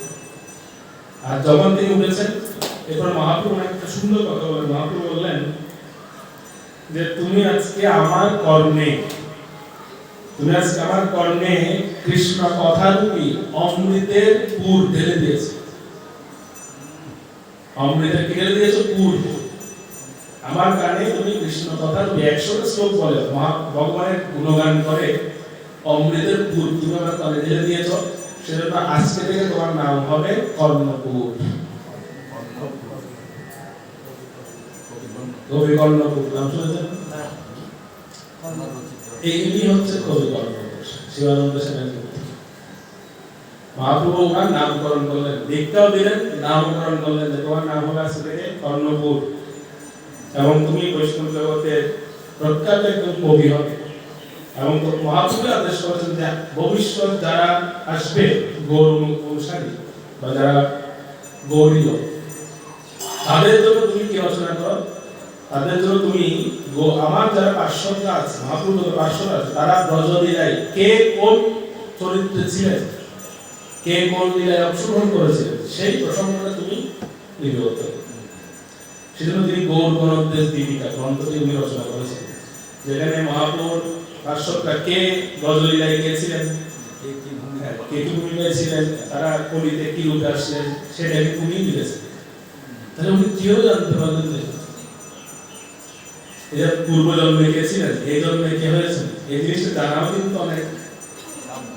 মহাপুরুষ বিশেষ কৃপা লাভ করেছেন। কেন আমি এই লীলাটা কেন বললাম, লীলাটা একটা কারণে বলেছি, সেটা হচ্ছে গুরু নিষ্ঠা। মহাপুরুর প্রতি, মহাপুরুষ হচ্ছেন গুরু, মহাপুরুর প্রতি ওনার নিষ্ঠা, এটার কারণে উনি এই জগৎ লাভ করেছেন। এবং চৈতন্য চন্দ্রোদয় নাটক আপনারা যারা করেছেন, এই নাটকটিও কিন্তু ওনার রচিত, অত্যন্ত সংস্কৃত নাটক। আমরা নাটক করি বাংলায় বা ইংরেজিতে, কিন্তু সংস্কৃত নাটক, সংস্কৃত শ্লোকে নাটক, এটা শুনেছেন কখনো? বা যদি মন চাইতে হয় সংস্কৃত শ্লোকে নাটক বোঝা যাবে কিছু? আমরা হাত আর কাকে থাকবো, শুধু কথাগুলো বুঝতে পারবো। তুমি সংস্কৃত নাটক রচনা করেছেন, চৈতন্য চন্দ্রোদয় নাটক, এটা ওনার রচিত। আর আমি তো শতকম তো আছে। আর সবচেয়ে বড় কীর্তি হচ্ছে ওনার গৌর গণদেশ দীপিকা, এটা দিয়ে উনি আমাদেরকে সমৃদ্ধ করেছে। তো এই যে প্রাপ্তিটা কি জন্য, কোথা থেকে এসেছে? গুরু নিষ্ঠা থেকে। গুরুদেবের প্রতি ওনার অগাধ নিষ্ঠা ছিল, মহাপ্রভুর প্রতি, মহাপ্রভুর দেওয়া মন্ত্রের প্রতি এবং মহাপ্রভুর দেওয়া আদেশের প্রতি ওনার অগাধ নিষ্ঠা। এই নিষ্ঠা বলে উনি কিন্তু এই কার্যগুলো সম্পাদন করেছেন। যেরকম নিষ্ঠা আমরা দেখতে পাইছিলাম প্রভুপাদের মধ্যে। একবার এদিন একজন ভক্ত শেয়ার করছিলেন যে একবার মায়াপুরে, তখন প্রথম বিদেশি ভক্তরা যখন আসছিলেন, তখন মায়াপুরে প্রভুপাদ তখন প্রকট হয়ে গেছে অপ্রকটের পরে। তো একদিন একজন গৌরীয় অনেক প্রবীণ বয়স্ক ভক্ত, উনি মায়াপুরে এসেছেন। মায়াপুরে এসে উনি বিদেশি ভক্তদেরকে একটা ম্যাগাজিন দেখিয়ে বলছে যে আপনারা কি এই মানুষটিকে চিনেন? প্রভুপাদের চিত্র দেখিয়ে, ওই ম্যাগাজিনটার নাম হচ্ছে ব্যাক টু গডহেড। আমরা জিজ্ঞাসা করি যে আপনি কি চিনেন, আপনারা চিনেন এদেরকে? ওনারা বলছে হ্যাঁ, উনি আমাদের গুরুদেব। সেটা অভয় চরণারবিন্দ ভক্তিবেদান্ত স্বামী ছিল প্রভুপাদ। আমরা ওনার শিষ্য, আমরা আপনাকে কিভাবে সাহায্য করতে পারবো?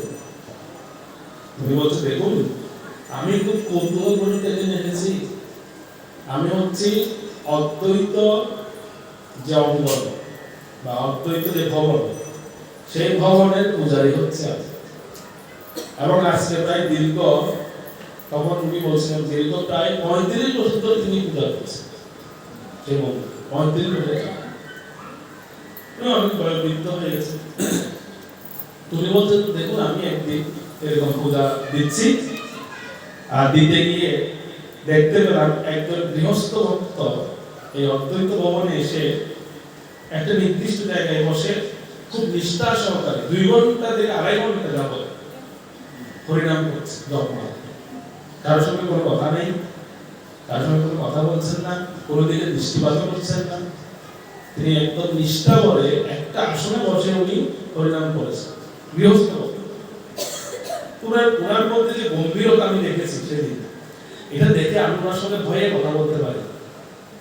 অনেকে দেখেন না ভক্তরা যারা একটু গম্ভীর স্বভাব, তাদের সঙ্গে অনেকে ভয়ে কথা বলতে চাই। তো ওই পূজারীটা বলছে আমি ওনার সঙ্গে ওই দিন ভয়ে কথা বলি। এরপরে বেশ কিছুদিন উনি আসতেন, এসে কিভাবে জপ করতেন, এক জায়গায় বসে এক আসনে বসে জপ করতেন, আবার জপ শেষ করে প্রণাম করে চলে যেতেন, কারোর সঙ্গে কোনো কথা বলতেন।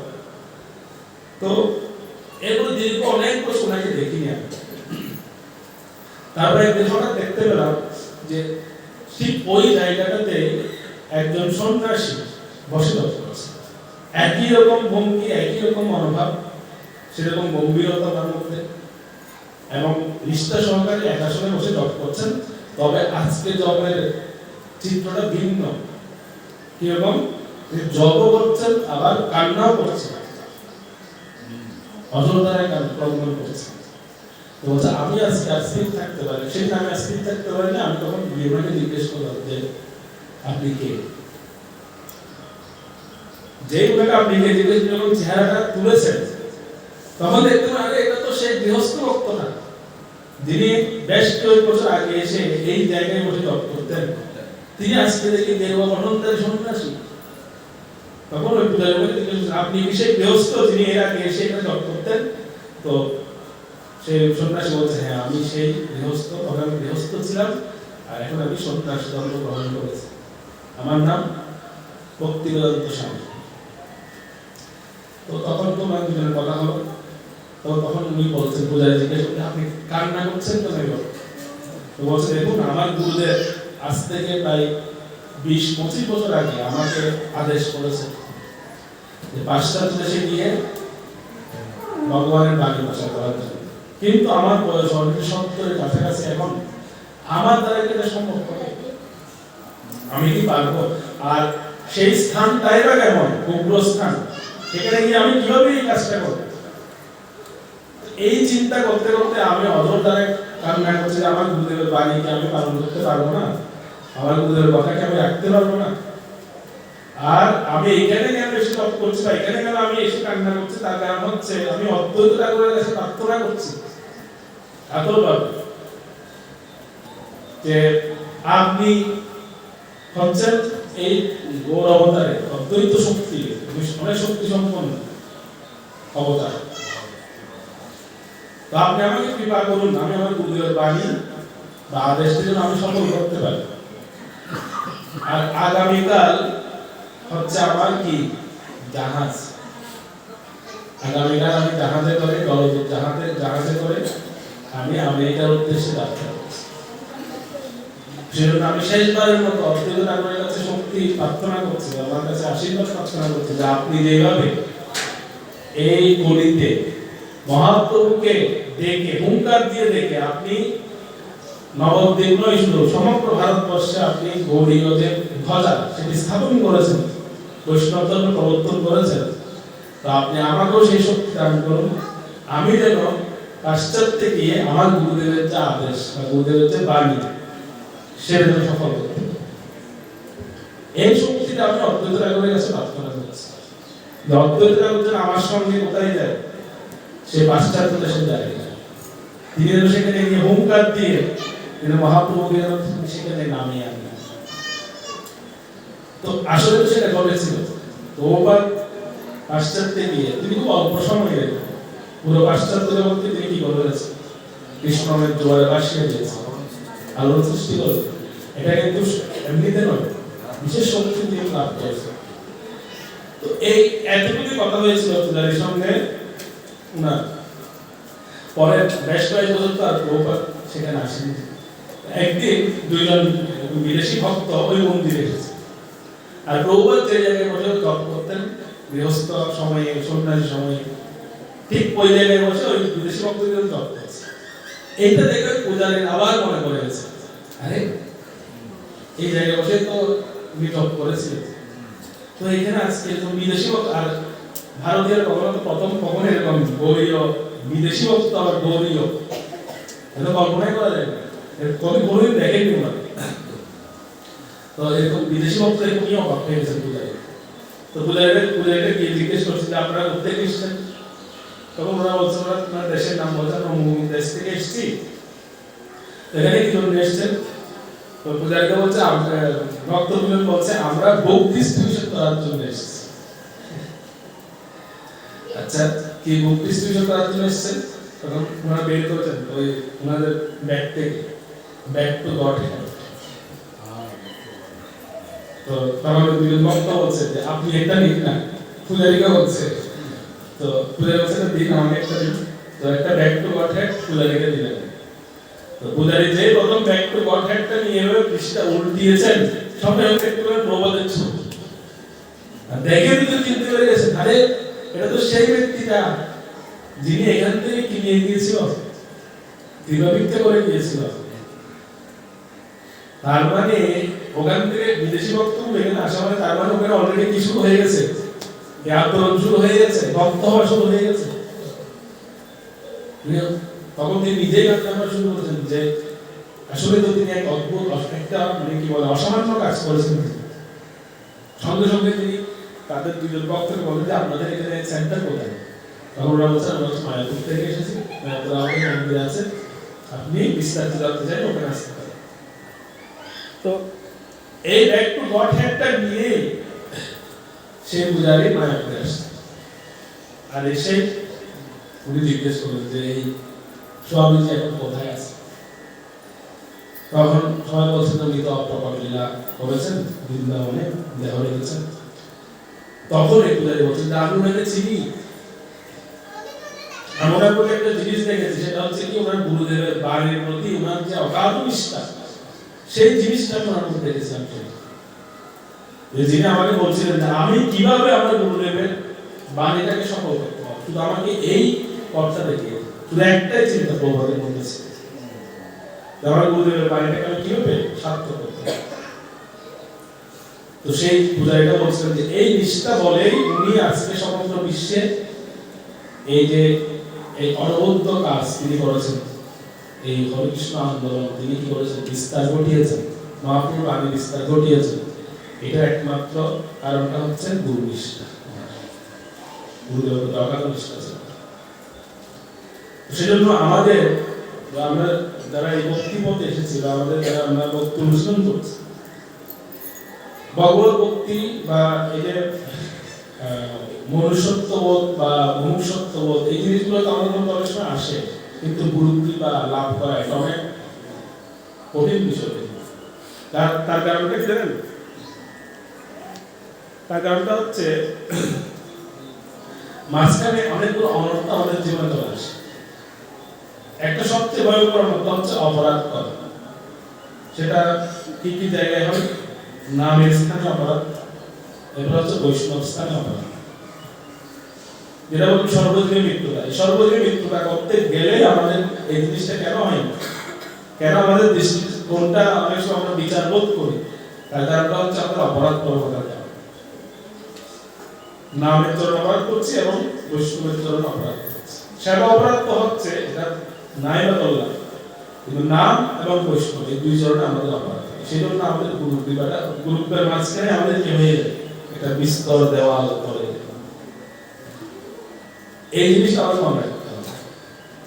আর বর্তমান সময়ে তো এটা কি বলবো, এটা সবচেয়ে আরো বেশি সহজ এই জিনিসটা, যে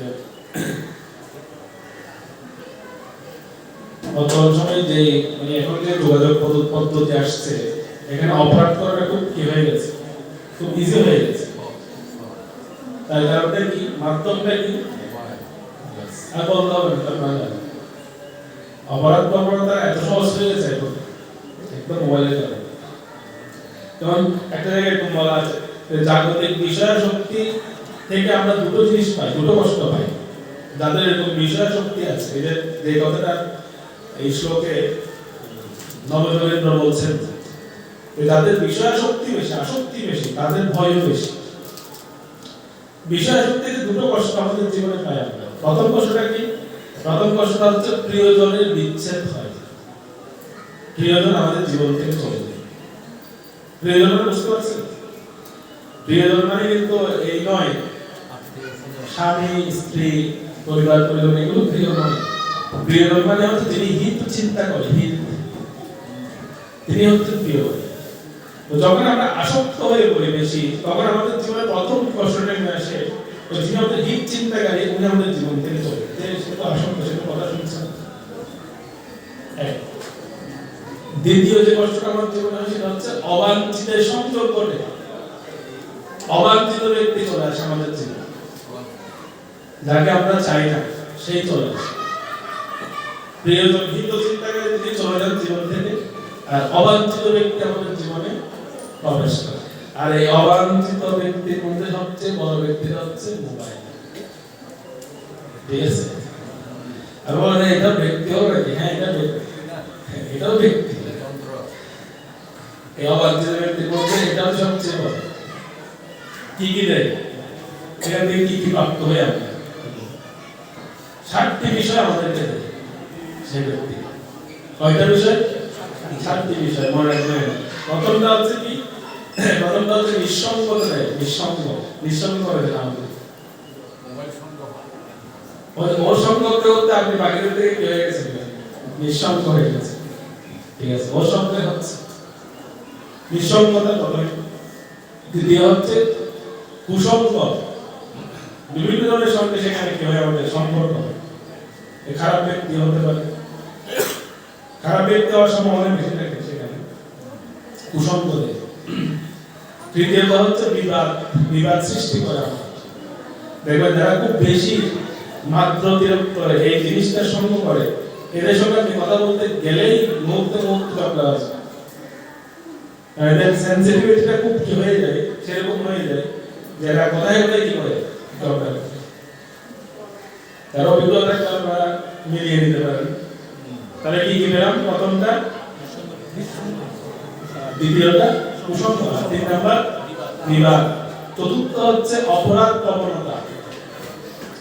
আমাদের সমাজে যত রকম এখন অপরাধ হচ্ছে, সবচেয়ে ভয়ঙ্কর বিষয়টা আমরা শিখতে পাচ্ছি মোবাইলে দেখছি যেভাবে অপরাধ করা যায় সেভাবে করছি, একটু ট্রাই করে দেখতে হবে অপরাধ করবে। আজ আমরা হচ্ছে বিপদগামী, আমাদেরকে বিপদে পরিচালিত করছে, আমরা বিপদগামী হচ্ছি। বর্তমান সময়ে আমরা দেখতে পাচ্ছি না যে এখনকার ইয়াং জেনারেশন কিভাবে বিপদগামী হচ্ছে, এই একটা জিনিসের সঙ্গে হওয়া। 6 নাম্বার হচ্ছে সময় জ্ঞানহীনতা। সময় বলে যে একটা কথা আছে, সেটা জ্ঞান আমাদের থেকে চলে যাচ্ছে, গুরুত্ব হারিয়ে যাচ্ছে, ঘন্টার পর ঘন্টা চলে যাচ্ছে। আর 7 নাম্বার হচ্ছে অলসতা, মানুষের মধ্যে অলসতা চলে আসছে। তো এটাকে এই 7টা মিলিয়ে যে রোগটা হয়, এই রোগটার নাম দেওয়া হয়েছে মোবাইল ফোবিয়া। মোবাইল ফোবিয়া রোগ যাদের মধ্যে হয়েছে, আপনারা ভয়ঙ্কর অবস্থায় আছেন, এর থেকে মুক্তির জন্য চিন্তা ভাবনা করুন। কারণ এর মাধ্যমে আমাদের এই যে অপরাধ প্রবণতা, যেটা বললাম, অপরাধ করার যে একটা মেন্টালিটি, এই জিনিসটা আমাদের মধ্যে ঢুকে যাচ্ছে। গুরুজনদের প্রতি অবজ্ঞা করা, বরিষ্ঠ ভক্তদেরকে অবহেলা করা, বা তাদেরকে অনাদর করা, বা তাদের আদেশ উপদেশ অনুসরণ না করা, বা কাউকে কোনো কিছু বলতে গেলে একদম সরাসরি বলে দেওয়া, কোনো বাস বিচার করছে না, এই মানুষটা কি, সে কিসে আছে সেটাও চিন্তা করছে। অনেক সময় আমি আগে ভাবতাম যে না, সবাইকে মানুষ বললেও আমরা যারা ভাগবত বক্তারা আছি, আমরা যারা ভাগবত কথা বলি, আমরা এইখান থেকে বেশি ওমাদেরকে আমরাও সমালোচনা করতে না, আমরা এর মধ্যে পড়ে যাচ্ছি। আর একটু বেশি হচ্ছে আমাদের সমালোচনা, মাঝে মাঝে ভাবতে হয় যে আমরা হয়তো এর মধ্যে, আমরা তো কোনো কিছু নেই না, আমি তো লেকচার শ্রবণ করছি, আমি তো কোনো কিছু, আমি তো কথাই বলছি, আমি তো ভাগবত শুনে ভাগবত কখনোই কথা শোনাচ্ছি, কিন্তু দেখা যায় আমাদের সমালোচনা আরো বেশি। তো কেউ এর থেকে উঠবে না। কেন এটা কেন হচ্ছে?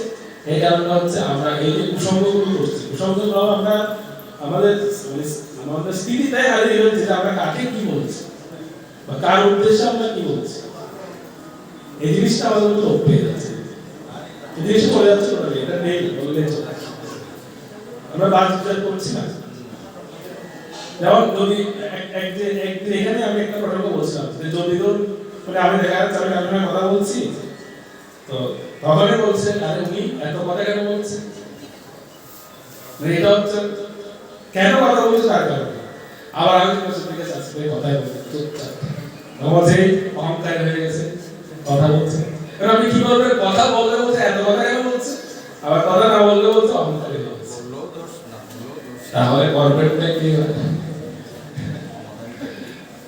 সেটা তো এই জিনিসটা কেন হচ্ছে, এটা এই কারণে হচ্ছে যে আমরা এতটা অসহিষ্ণু হয়ে যাচ্ছি তান্ত্রিক বিষয়ের সঙ্গে এই জিনিসটা থেকে আমাদের বেড়ে গেছে।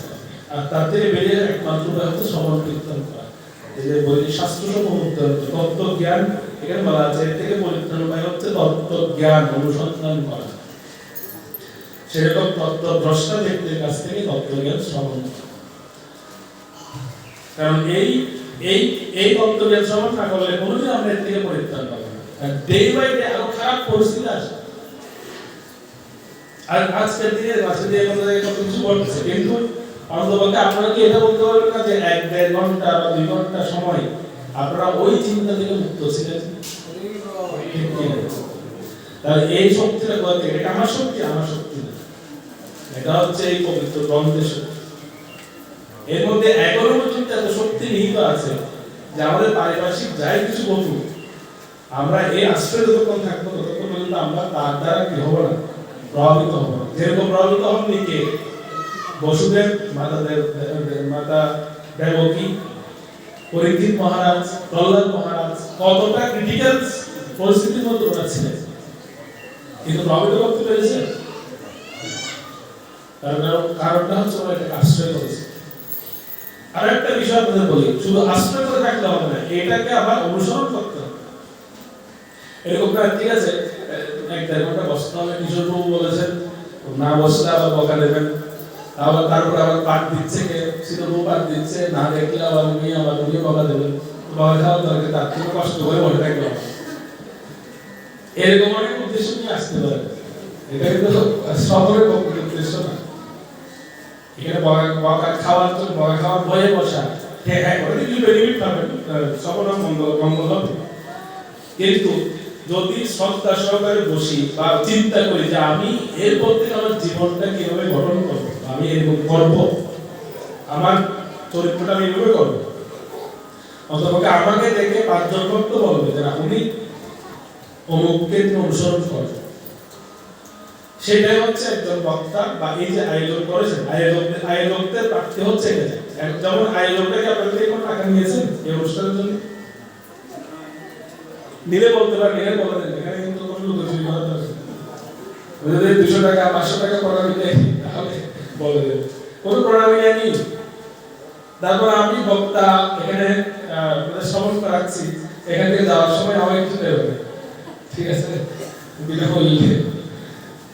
তো কিন্তু আমাদের প্রার্থীরা আপনাদের কাছে কি থাকছে, সেটা হচ্ছে আপনারা এখান থেকে যাওয়ার পর আপনারা চিন্তা করবেন, এখানে তো অনেকগুলো কথা আলোচনা হলো, সব কথা হয়তো মনে নাও থাকতে পারে, কিন্তু আমি সেখান থেকে 2টো বা 5টা সিদ্ধান্ত, 5টা শিক্ষা আমি আমার জীবনে প্রয়োগ করব। সেটাই হলো আমাদের প্রার্থনা, আমাদের কাছে চাওয়া হচ্ছে সেটা, আর কিছু এই জিনিসটা আপনাদের কাছ থেকে আনা হচ্ছে।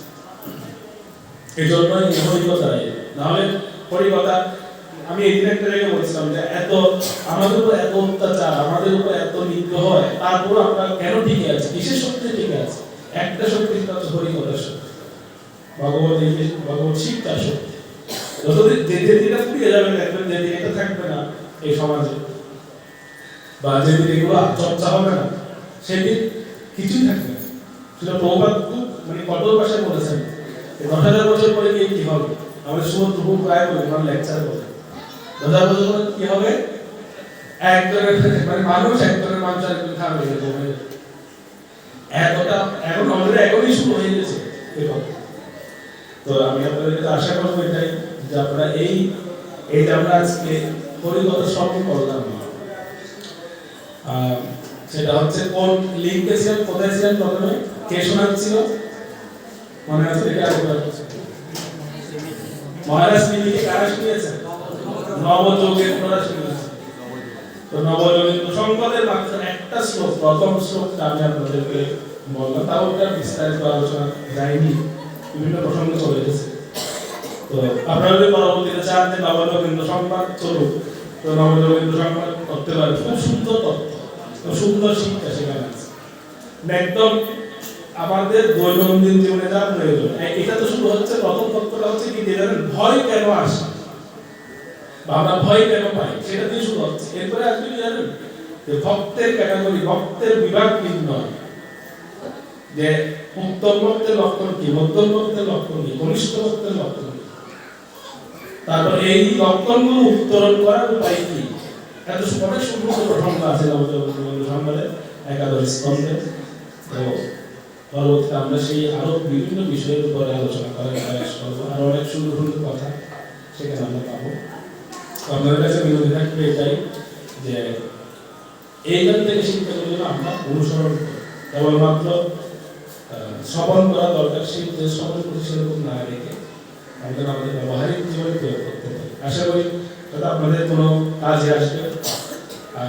এতক্ষণ ধরে আমি গল্প করছি, সেই আমি কথা বলতে বলে গেছি, আমি শিবানন্দ সেনের সেই কুকুরের নিয়ে আমাকে ঠেলে তুলে দেওয়া হয়েছে সামনে, তুমি করো। তো সেরকম ভাবে উঠে গেছি। আপনাদের কাছে অনুরোধ থাকবে এটা যে আপনারা এই শিক্ষাগুলো অন্তপক্ষে একজন যদি এখান থেকে যদি ভালো কিছু পেয়ে থাকেন, সেটা অবশ্যই ছিল প্রভুপাদ আমাদের গুরুবর্গদের অবদান, আমাদের আশীর্বাদ হিসেবে নিয়ে সেটাকে, এটা আমার বাণী না, আমার কথা নয়। আমি প্রায় বলি যে আমি হচ্ছে লাউড স্পিকার, স্পিকার হচ্ছে স্পিকার হচ্ছে ওনাদের। তো আমি লাউড স্পিকার হয়ে বলছি, ওনাদের বাণী হিসেবে নিয়ে আপনারা এটা আমাদের উচিত প্রত্যেকের জীবনে প্রয়োগ করা এবং আমাকে আশীর্বাদ করবেন আমি যেন এগুলোকে আমার পরিশুদ্ধির জন্য কাজে লাগাতে পারি। এই আশা রেখে এখানে শেষ করছি। হরে কৃষ্ণ কৃষ্ণ কৃষ্ণ হরে হরে, হরে রাম গ্রন্থরাজ শ্রীমদ্ ভাগবত মহাপুরাণ ভগবান সপ্তম সদস্য ব্যাসদেব কি, শিল প্রভুপাদ কি, গুরু মহারাজ কি,